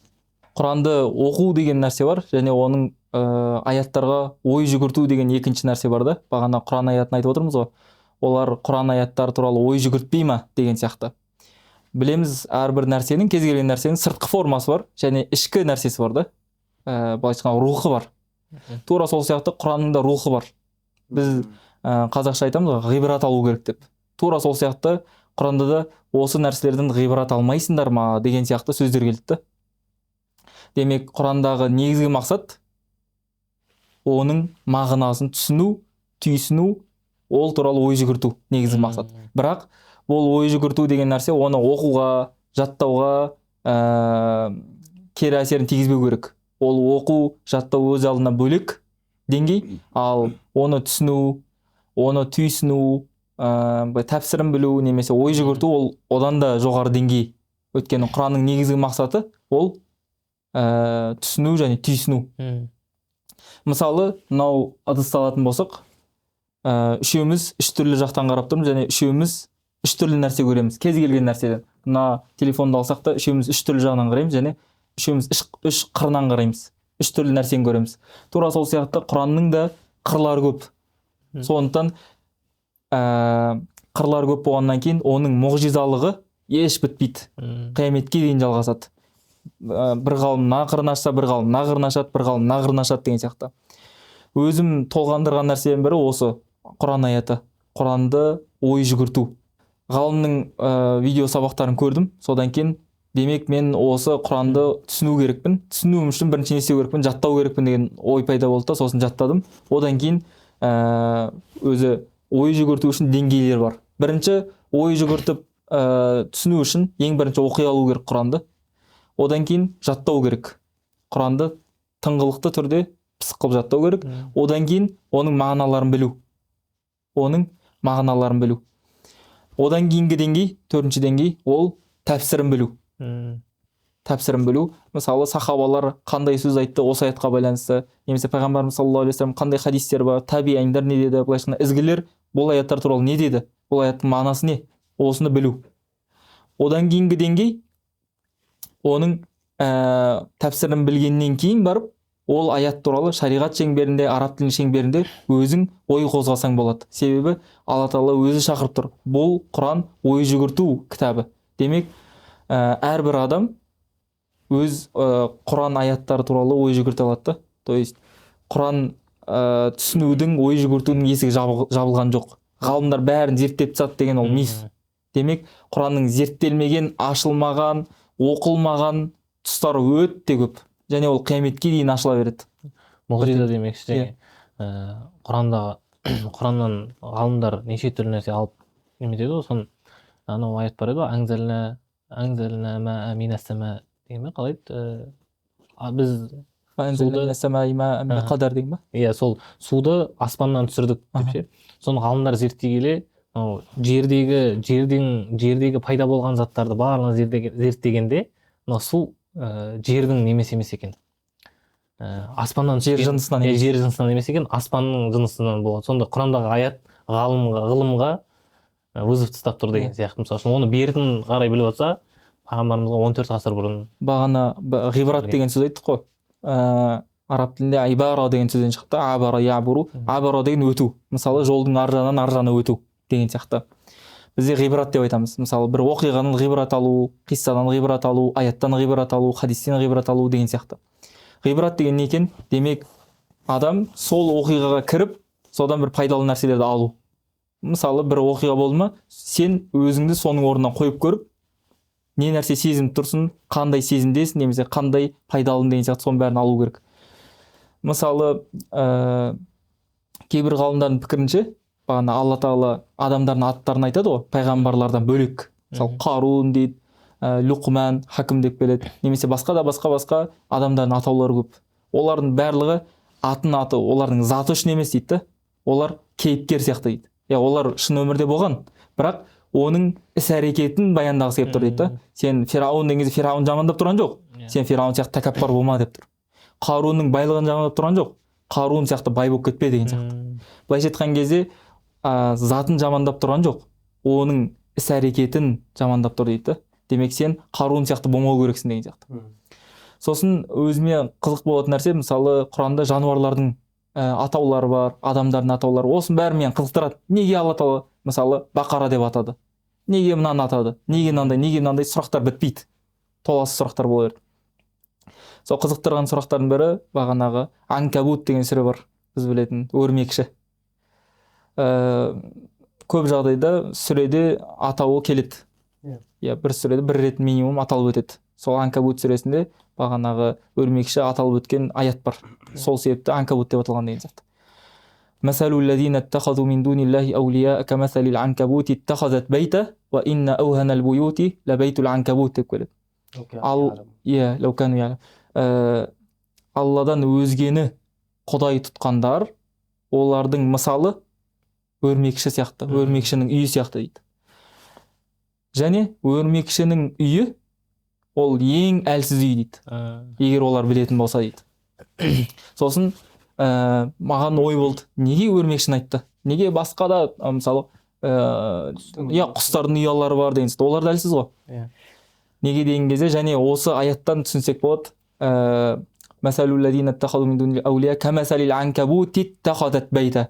Әйел тегімен келген да. Бірақ анкабут негізі ер тегінде тұр. Және қазіргі ғалымдар зерттеген өрмекшіні аналығы салады екен, анасы салады екен. Нені? Ұясын. Аятта соны әйел тегімен айтып тұрды. Иттахазат деп тұрған жоқ та. Иттахазат. Сосын аятта ва инна ауханал буюти лабайтул анкабут. Ең әлсіз үй ол өрмекшінің үйі деп тұрды. Және осы жерде аухан деген сөзді қолданған. Аухан деген бағанағы уахнан ала уахниу деген келеді ғой, анасына байланысты. Ауырлықтың үстіне ауырлық болып көтеріп жүрді анасы деген сияқты. Мына жерде аухан деген сөз қалай айтса болады, ауырлық немесе әлсіздік бұл жерде. Тағы да даиф деген сөз бар да. Уакана кайду шайтани даифа деген келеді ғой. Инна кайда шайтани даифа деп келеді. Осы жерде шайтанның айласы әлсіз деп. Не үшін айтып отырдың ба? Осы жерде даиф деген сөз қолданған да. Бірақ Алла тағала мына жерде аухан дегенді қолданған, даифты қолданбаған. Қызық нәрсе.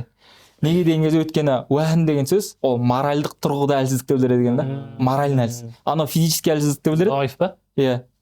Физикалықты да қамтиды, ал мынау моральдықты да қамтиды да. Рухани былайша айтқанда әлсіз. Енді бағанағы ненің ұясын не істеген кезінде өрмекшінің торы деп айтамыз ғой.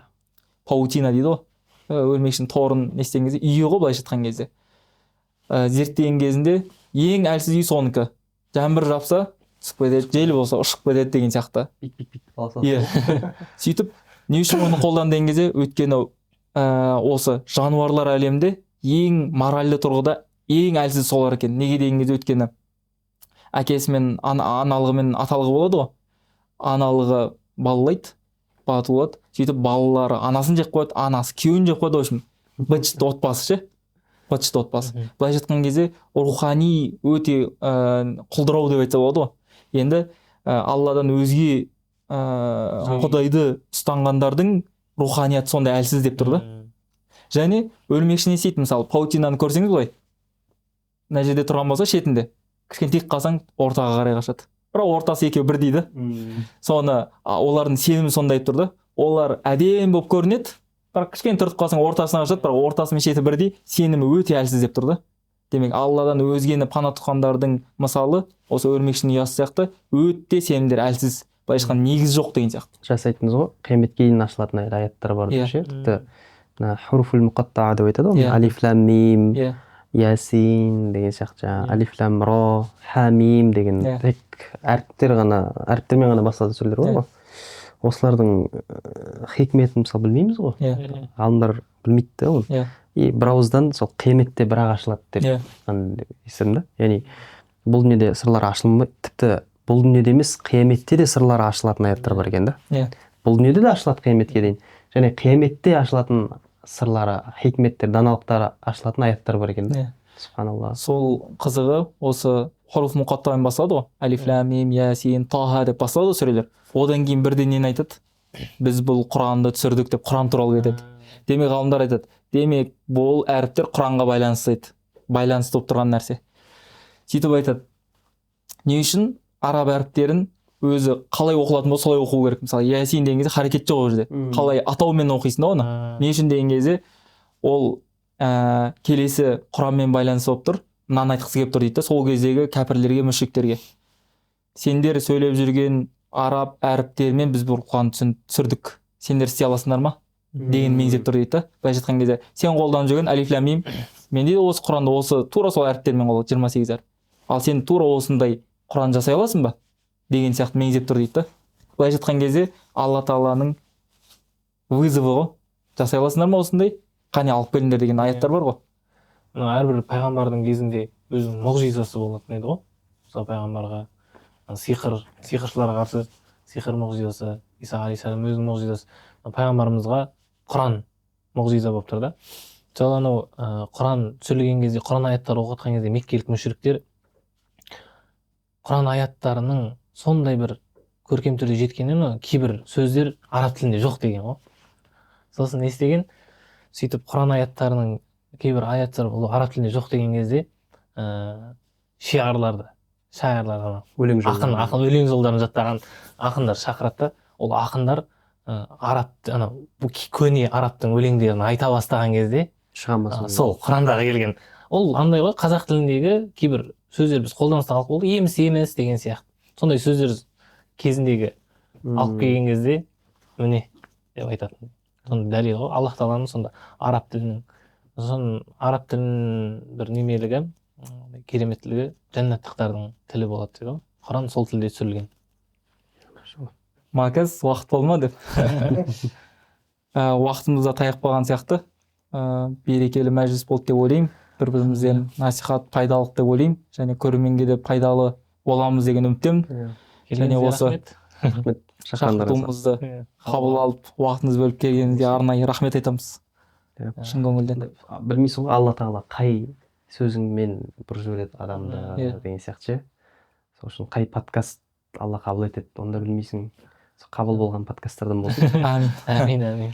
Сөз соңын пайғамбарымыз саллаллаху алейхи вассалам дұғасы бар да, оны мәжілістің кафараты немесе жиналыстың өтемі деп айтады. Пайғамбарымыз үйретіп кеткен дұға: Субханака Аллахумма бихамдик, ашхаду ан ла илаха илля ант, астағфирука ва атубу илейк деген дұға жаттап алсаңыздар болады. Пайғамбарымыз саллаллаху алейхи вассалам әрбір жиынға, мәжіліске барып қаласыздар ғой, бір тойға, отырысқа, туған күнге немесе қандай да бір бас қосу болған кезде мәжілістің соңында осы дұғаны оқуды өсиет еткен, насихаттағанда. Себебі отырыс болғаннан кейін біреуді жамандап қоюы мүмкін, немесе бір лағу сөз айтуы мүмкін. Сол күнәлі істердің немесе дұрыс емес әрекеттердің кешірім болады екен осы дұға. Машалла. Субханака Аллахумма бихамдик, ашхаду ан ла илаха илля ант, астағфирука ва атубу илейк.